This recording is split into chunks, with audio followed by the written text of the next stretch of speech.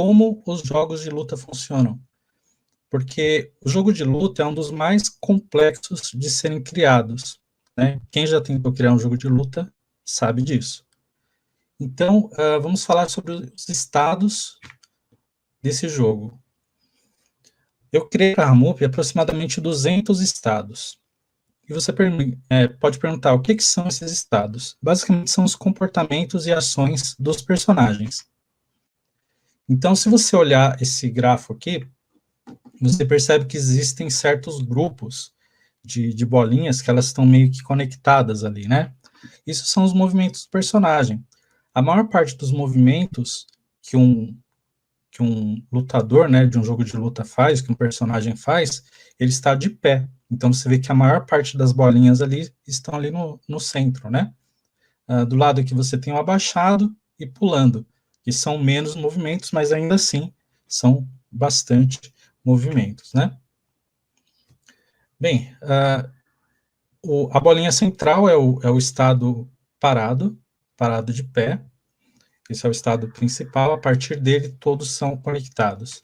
Aqui do outro lado esquerdo você tem, por exemplo, o personagem abaixado, e uma coisa que é interessante, se você notar, é que entre um estado e outro, existe um estado intermediário. Então, olha que interessante, eu tenho o personagem parado, e eu tenho o personagem abaixado. Entre eles, eu tenho esse estado aqui, que é o abaixando e levantando, entendeu?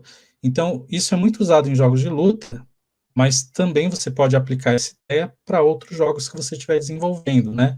Não ter apenas aqueles estados, mas também criar estados intermediários entre eles.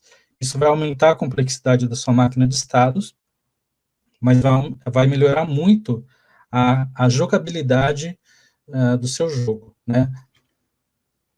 Bom, só dando uma visão geral aqui, eu vou passar rapidinho, mas aqui a gente tem os golpes abaixados, como exemplo aqui os 3 tipos de rasteira, rasteira fraca, média e forte, que é o padrão Street Fighter 2, né, Street Fighter Series.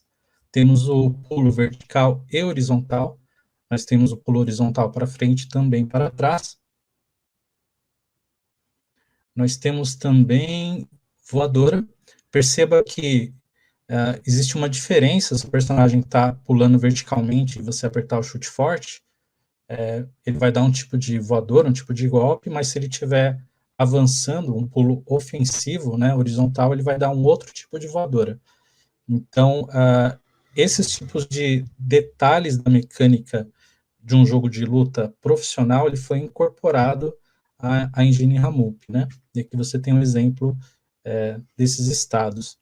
Aqui a gente tem socos, né? Tanto soco de longe quanto soco de perto.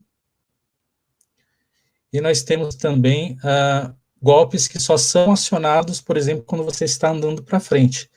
Aqui no caso, se eu não estou enganado, é o soco médio do Ryu, do Street Fighter 3, andando para frente, ele dá esse tipo de soco que é diferente dos outros.